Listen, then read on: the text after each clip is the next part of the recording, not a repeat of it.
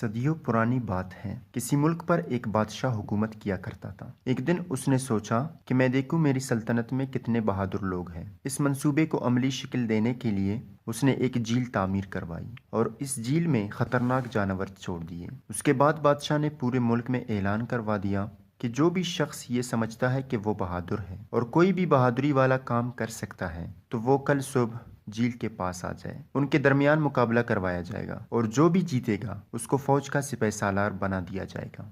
اگلی صبح جھیل کے پاس سینکڑوں لوگ مقابلے کے لیے جمع ہو گئے۔ بادشاہ سلامت نے بتایا، مقابلہ یہ ہے کہ اس جھیل کو تیر کر پار کرنا ہے اور جو بھی سب سے پہلے جھیل کو پار کرے گا اس کو اپنی فوج کا سپہ سالار بناؤں گا۔ لوگ مقابلے کے لیے تیار ہوئے۔ جیسے ہی جھیل کے کنارے پہنچے تو ان کی حیرت کی انتہا نہ رہی۔ انہوں نے دیکھا کہ جھیل میں مختلف قسم کے خطرناک جانور، سانپ، مگرمچھ وغیرہ ہیں۔ جھیل پار کرنے کی صلاحیت ہونے کے باوجود سب کے سب ڈر گئے اور کسی کی ہمت نہیں ہوئی کہ وہ جھیل پار کر سکے۔ بادشاہ مایوس ہوا کہ میری سلطنت میں کوئی بھی ایسا شخص نہیں جو اس جھیل کو پار کر سکے۔ کچھ ہی دیر میں ایک شخص نے جھیل میں چھلانگ لگا دی اور وہ تیرتا ہوا جھیل پار کرنے لگا۔ تیرتے میں کبھی وہ ڈوبتا، کبھی اوپر آتا، کبھی کوئی جانور اس کو کاٹنے کی کوشش کرتا۔ جیسے تیسے اس نے جھیل کو پار کر لیا اور جھیل سے باہر نکل کر زخموں اور جانوروں کی زہر کی وجہ سے بے ہوش ہو گیا۔ بادشاہ اس کی بہادری پر بہت خوش ہوا۔ بادشاہ نے اس کو بلایا اور کہا، میں تمہیں اپنی سلطنت کا سپہ سالار بناتا ہوں اور ساتھ ساتھ تم جو بھی مانگو گے تمہیں دیا جائے گا۔